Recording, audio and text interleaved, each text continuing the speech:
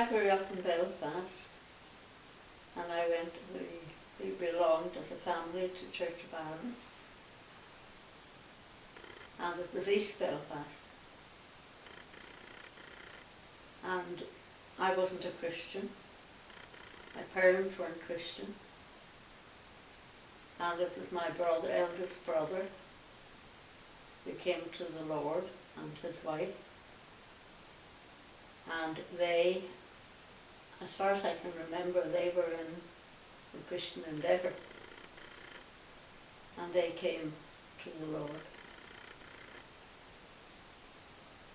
And I didn't think anything about it. I was going to a church in East Belfast at that time, and I took part in everything. I taught in the Sunday school. I did everything in the church. I was in the youth group.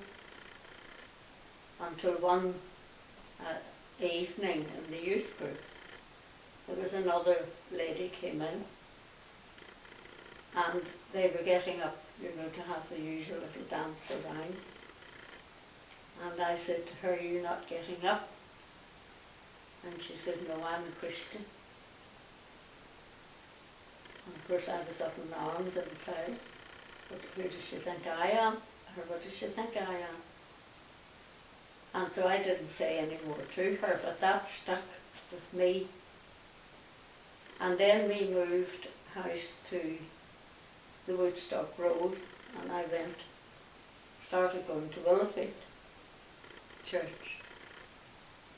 And my cousin was there who was a Christian,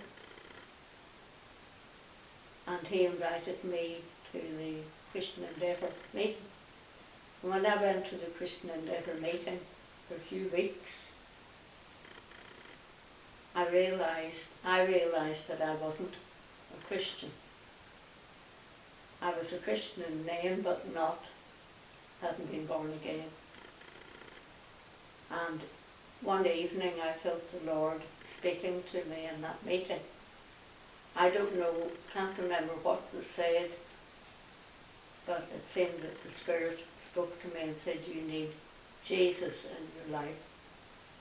And I went home and knelt down at my bedside, confessed my sin, and asked the Lord to come into my heart. The Lord spoke to me about India. And so I felt after that, well, I need to do some training, because obviously you need some skills to go to India. And I started nursing training. Now, up until that time I'd been working in the Ropework offices. I'd been there for about 6 years, and we had meetings. After I came to the Lord, we started meetings in the office itself for people. And I had one Christian in the area that I was working in the office, because I eventually became in charge of about 8 of them. Okay. And I was doing bookkeeping. Yeah. And Burroughs bookkeeping machine and national bookkeeping machine. So I knew all of that kind of thing. And then I knew, well, I need to move out of this and do something more professional. So I went into nursing training in 1953. 3 years there, and then I went for 2 years to do midwifery training in Edinburgh. Okay. It was during my time in Edinburgh that the Lord spoke to me about baptism by immersion. Yes. And so I went to Charlotte Chapel. I was in night duty, and I asked for time off, and I went to Charlotte Chapel, and I was baptised by immersion. I had felt, because I was Church of Ireland, yes, I felt that possibly I would be going out with Bible Church and the Missionary Society. So I had applied to them, and I applied to them, and eventually, after I'd been to London and all that for interviews and that, they said that they didn't have any room for any more single nurses. So I left it then, and I went back into nursing until my friend she said to me about Bible training. And I said, well, I've already pushed the door for India. And the Lord has closed it, you see. But anyway, they kept praying for me, and eventually I ended up going to the Bible College of Wales. And I spent 2 years in Bible training in the Bible College of Wales in Swansea. And that was a tremendous experience. That's where Rhys Howells, if you've read Rhys Howells' Intercessor, he was a tremendous man of faith. And it was during the time I was at Bible College that some of the WEC missionaries came to speak. And I felt then that the Lord was calling me to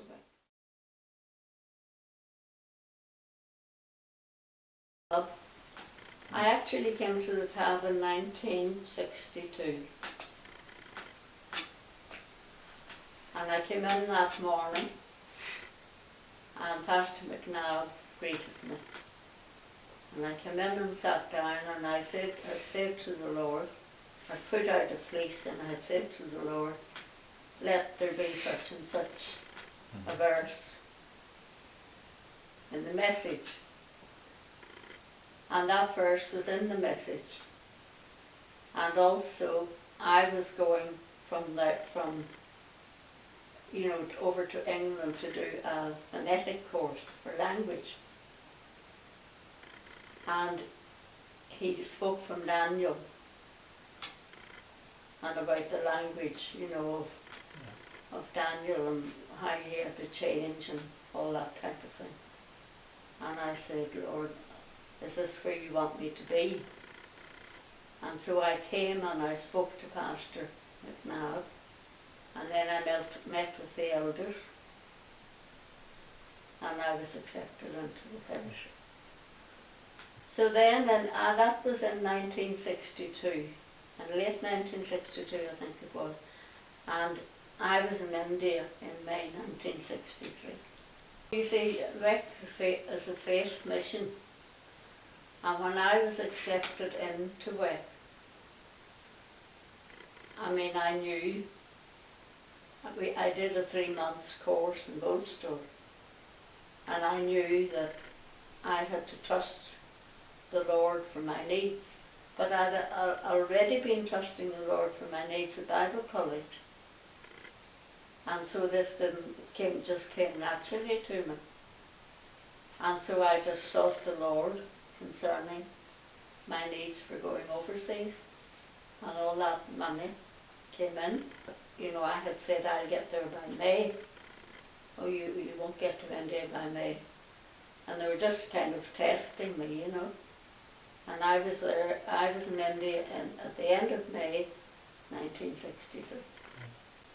My journey to India was 3 weeks on board one of the P&O ships.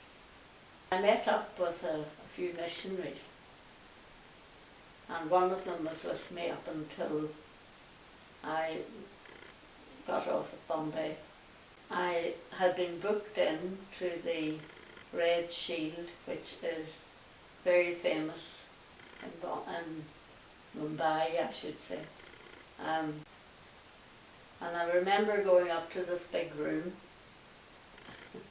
and looking out the window. This is where I was going to be sleeping. Looking out the window and seeing all these bodies on the pavement down below. And I discovered later that all of these people had no homes. This was a new experience altogether. But anyway, then I discovered that the agent who had taken me from the ship, to this place, he said to me, I'm sorry to tell you that there's no one available to come from North India to meet you. So they have asked me to see you onto a train. And then when he got me to the train, he said, we don't have any, you were supposed to be booked in an air-conditioned carriage. And that was the hottest season. But he said, there aren't any on this train, so you'll have to go into third class.